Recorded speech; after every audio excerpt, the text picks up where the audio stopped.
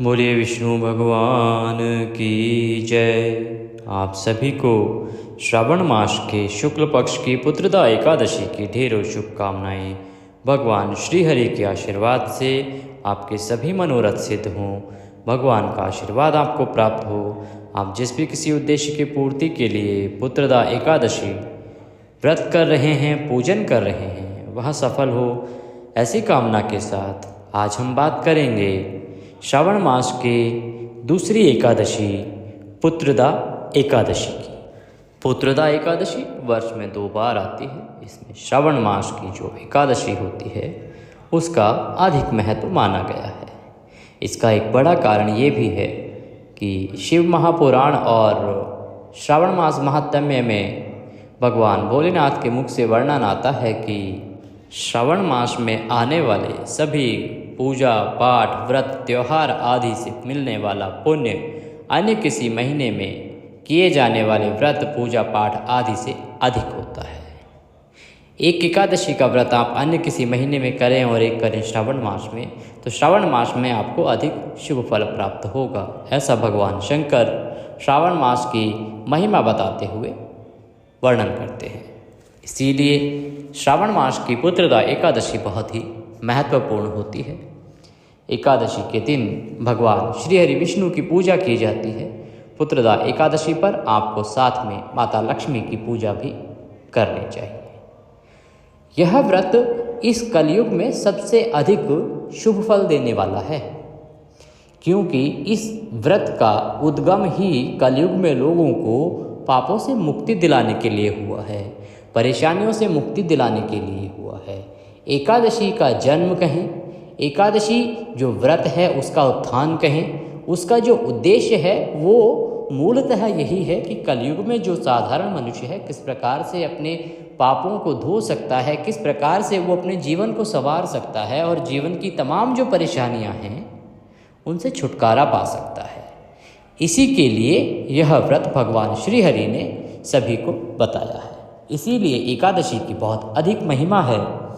प्रत्येक महीने में 2 एकादशी आती हैं, प्रत्येक पक्ष में 1 एकादशी आती है, शुक्ल पक्ष कृष्ण पक्ष। आने वाली जो एकादशी है ये शुक्ल पक्ष की एकादशी होगी, जो कि बहुत ही शुभ समय होता है। इसीलिए आपको इसका व्रत करना चाहिए, पूजन करना चाहिए, कथा सुननी चाहिए और भगवान को भोग लगाकर अपने व्रत को पूर्ण करना चाहिए। यूँ तो जो एकादशी व्रत है वो मनुष्य को पापों से मुक्ति दिलाने के लिए, सुख संपत्ति के लिए, वैभव के लिए और अपने काम आदि को संवारने के लिए है। परंतु पुत्रदा एकादशी का एक और अधिक महत्व है कि यह आपको पुत्र प्रदान करने के लिए भी महत्वपूर्ण है। अगर कोई संतान उत्पत्ति के उद्देश्य से इस व्रत को करता है तो निश्चित ही अन्य एकादशियों की तुलना में इससे अधिक फल प्राप्त होता है। तो जानते हैं कि एकादशी जो है पुत्रदा एकादशी वो कब है, आप इसका पारण कब करेंगे, पूजा किस प्रकार से करें, पूजा विधि क्या रहेगी और नियम क्या हैं, ये सारी जानकारी आपको अगले कुछ मिनट में प्रदान की जाएगी। चैनल पर नए हैं तो चैनल को सब्सक्राइब कर लें, क्योंकि ये ज्योतिष संस्थान का अपना चैनल है जिस पर जानकारी जो दी जाती है वो पंचांग और ज्योतिष शास्त्र पर आधारित होती है। कोई भी जानकारी कहीं से कॉपी पेस्ट गूगल आदि करके नहीं दी जाती है। ये एक सही पुख्ता जानकारी, ऑथेंटिक जानकारी होती है। जो पंचांग कहते हैं वहीं से आपको बताया जाता है कि कौन सी तिथि, कौन सा व्रत, कौन सा त्यौहार कब और कैसे मनाना चाहिए। लाभ ये होगा कि हम प्रत्येक व्रत त्यौहार की जानकारी आपको यहाँ पे देते हैं। तो अगर आप चैनल को सब्सक्राइब कर लेंगे और बेल आइकन को दबा देंगे तो आपको प्रत्येक व्रत और त्यौहार की वीडियोस मिलते रहेंगे। उसमें से जो भी आपके यहाँ होते हैं आप उनको कीजिएगा, जो नहीं होते हैं उनको नहीं कीजिएगा, परंतु आपको कहीं और जाना नहीं पड़ेगा। हम कई बार भूल जाते हैं, अरे एकादशी कब निकल गई या कब है, और फिर हमें इधर उधर बहुत पैनिक हो जाते हैं, हमें ढूंढना पड़ता है। तो आपको कुछ करने की आवश्यकता नहीं होगी, पहले से ही आपको सभी व्रत और त्योहारों के बारे में जानकारी प्राप्त हो जाएगी।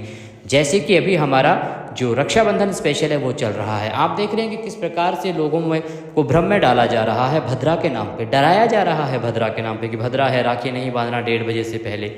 हमने इस भ्रम को दूर करने के लिए बताया है कि ये जो भद्रा है इस वर्ष, इससे डरने की आवश्यकता नहीं है, क्योंकि ये पाताल लोक की भद्रा है। भद्रा किस प्रकार से आपको हानि पहुंचाती है ये समझना आवश्यक है।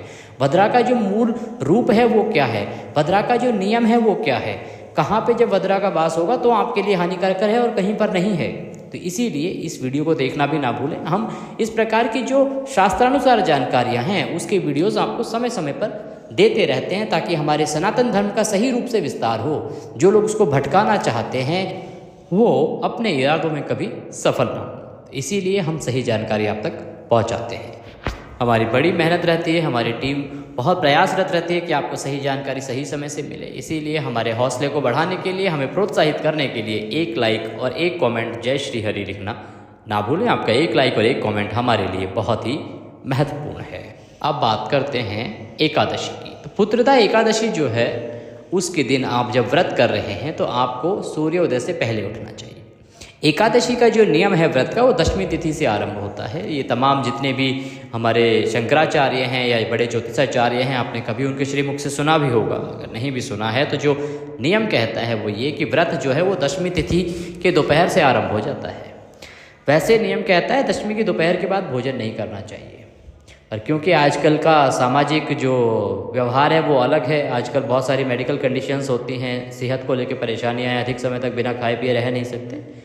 तो आप बेशक दशमी तिथि को अर्थात व्रत जब कर रहे हैं उससे एक दिन पहले खा लें रात्रि को भोजन, लेकिन आप तामसिक पदार्थों का प्रयोग बिल्कुल ना करें, सात्विक भोजन करें। लहसुन प्याज आदि का भी सेवन करना वर्जित है। अब बात आती है जिस दिन आप व्रत कर रहे हैं उस दिन आपको ब्रह्म मुहूर्त में उठना चाहिए।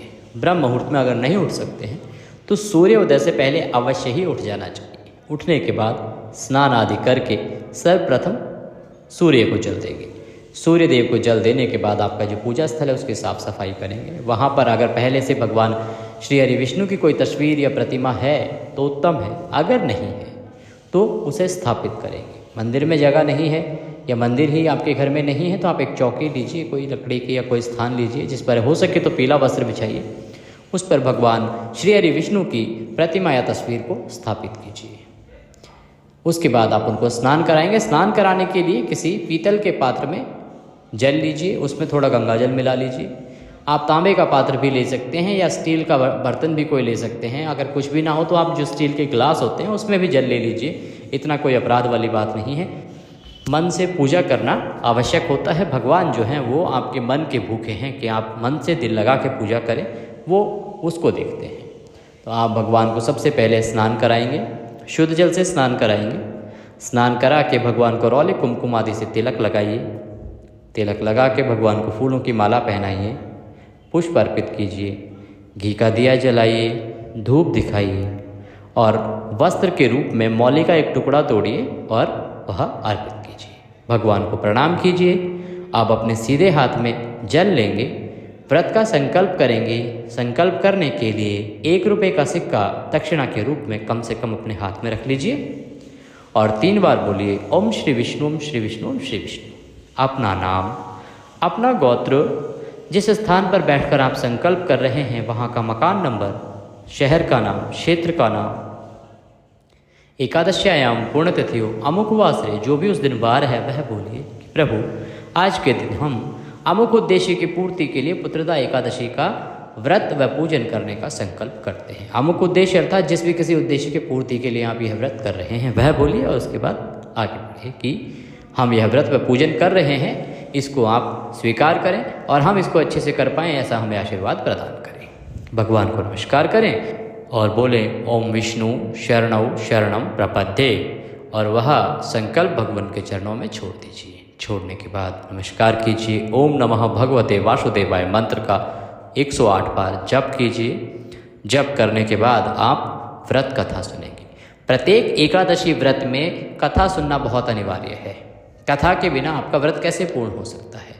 ये कहा जाता है कि अगर आप व्रत नहीं कर रहे हैं तो भी आपको कथा सुनना चाहिए, क्योंकि कथा जो है, महात्म्य जो है वो अधिक महत्वपूर्ण है। भगवान श्री कृष्ण के मुख से कहा गया महात्म्य है। एकादशी की जो भी कथाएं आप सुनते हैं, महात्म्य जो सुनते हैं, वो भगवान श्री कृष्ण युधिष्ठिर को बता रहे हैं और वहाँ से वो महात्म्य आरंभ होता है। तो वो बहुत ही महत्वपूर्ण होता है, उसको अवश्य सुनना चाहिए। उसके सुनने मात्र से भी आपको मुक्ति मिलती है। इसीलिए कथा से अवश्य सुने, अगर है तो पढ़ें। आप हमारे चैनल पर प्रत्येक एकादशी की कथा सुन सकते हैं, इसीलिए चैनल को सब्सक्राइब कर लें और वीडियो को सेव करके रख लें। इससे क्या होगा कि आपको समय पर कथा मिलती रहेगी। कथा सुन के भगवान की आरती करेंगे। आरती करने के बाद भगवान को भोग लगाएंगे। फल का भोग लगाएंगे। भोग जब लगाएंगे तो उसमें तुलसी का पत्ता अवश्य रखें, क्योंकि बिना तुलसी दल के भगवान विष्णु भोग स्वीकार नहीं करते हैं। इसीलिए भोग लगाते समय उसमें तुलसी का पत्ता अवश्य ही रखें। भगवान को भोग लगाएंगे, भोग लगा के प्रसाद बंधु बांधवों में वितरित करेंगे। अपने दिन को भगवान श्री हरि के चरणों में लगाते हुए व्यतीत करेंगे। आपके जो भी व्यावसायिक कार्य हैं उनको करना भी आवश्यक है। तो अपने जो भी काम है, आप कहीं नौकरी पेशा आदमी हैं, व्यापार है, जिस भी किसी प्रकार का आपका काम है उसको करिए। करके भगवान को शाम के समय हो सके तो भगवान श्री हरि के निमित्त कोई जागरण, पूजा पाठ आदि कीजिए। और रात्रि को अगर हो सके तो पृथ्वी पर शयन कीजिए। अब आप अगले दिन व्रत का पारण करेंगे। पारण की विधि बताएं और पारण का समय क्या है ये बताएं। उससे पहले जानना है कि जो एकादशी तिथि है वो व्रत आपको करना कब है। विधि हमने आपको बता दी, पूजा पाठ के नियम आपको बता दिए, तो ये व्रत आप कब करेंगे। देखिए, पुत्रदा एकादशी जो है वो आरंभ हो रही है 15 अगस्त को सुबह 10:26 से, और ये समाप्त होगी 16 अगस्त 2024 को 9:39 प्रातः। इस प्रकार से उदया तिथिमान को ध्यान में रखते हुए और द्वादशी युक्त व्रत श्रेष्ठ होता है, इस बात को ध्यान में रखते हुए जो व्रत है एकादशी का वो किया जाएगा 16 अगस्त को। 16 अगस्त को आप व्रत करेंगे। 17 अगस्त को व्रत का पारण होगा। पारण के लिए आपको ब्रह्म मुहूर्त में उठना चाहिए, अन्यथा सूर्योदय से पहले अवश्य ही उठ जाना चाहिए। उठने के बाद सर्वप्रथम स्नान आदि करके सूर्य को जल देंगे। सूर्य को जल देके भगवान श्री हरि को स्नान कराएंगे। स्नान करा के रौले कुमकुम आदि से तिलक लगाएंगे, फूलों की माला पहनाएंगे, घी का दिया जलाएंगे, धूप दिखाएंगे, भगवान को नमस्कार करेंगे और भोग लगाएंगे। भोग में क्या करना है, एकादशी के दिन व्रत में चावल खाना, या एकादशी में सामान्य जन को भी चावल खाना अपराध है, लेकिन द्वादशी को भगवान श्री विष्णु को चावल से भोग लगता है। आप उन्हें पीले चावल से भोग लगाते हैं तो वह उत्तम होता है। इसीलिए पीले चावल बनाएं या घी बूरा चावल का भोग लगाएं भगवान को। उसमें तुलसी का पत्ता अवश्य रखें, थाली सजा के भगवान को अर्पित करें, तुलसी का पत्ता रखें, भगवान को प्रेम से भोग लगाएं। मंत्र हम आपको बता देते हैं, आप सामान्य भाषा में भी भगवान से निवेदन करेंगे तो भी कोई परेशानी नहीं होती, अन्यथा आप मंत्र से भी लगा सकते हैं। ओम नाभ्यः आशीत अंतरिक्षं शिष्णुः जो हो समवर्ततः पद्भ्यां भूमिर्दिशः श्रोत्र तथा लोकान् न कल्पयनः। इसके बाद भगवान को जल छोड़ेंगे, पानी पिलाएंगे और प्रसाद जो है वो बंधु बांधवों में सभी में वितरित करेंगे।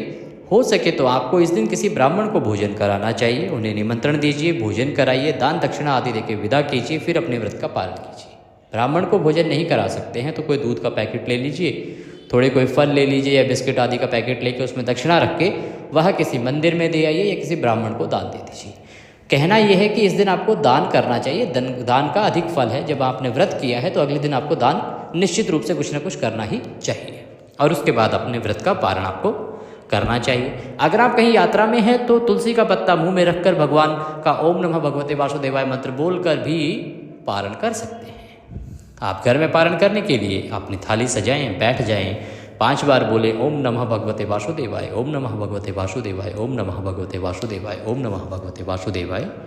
तुलसी का पत्ता मुंह में रखें और अपने व्रत का पारण करें, और जो भोजन आप करना चाहते हैं सात्विक भोजन वह आरंभ करें। अब बात आती है कि पारण करना कब है। देखिए, पारण होगा 17 अगस्त को। 17 अगस्त को जो शुभ समय है वो हम आपको बताते हैं। वैसे पारण का जो सामान्य नियम है वो ये है कि पारण द्वादशी तिथि में किया जाता है, सूर्योदय के बाद किया जाता है, और द्वादशी तिथि के पहले 5.5 घंटे में पारण नहीं किया जाता है, क्योंकि वो हरिवासर का समय होता है। बाकी आप कर सकते हैं।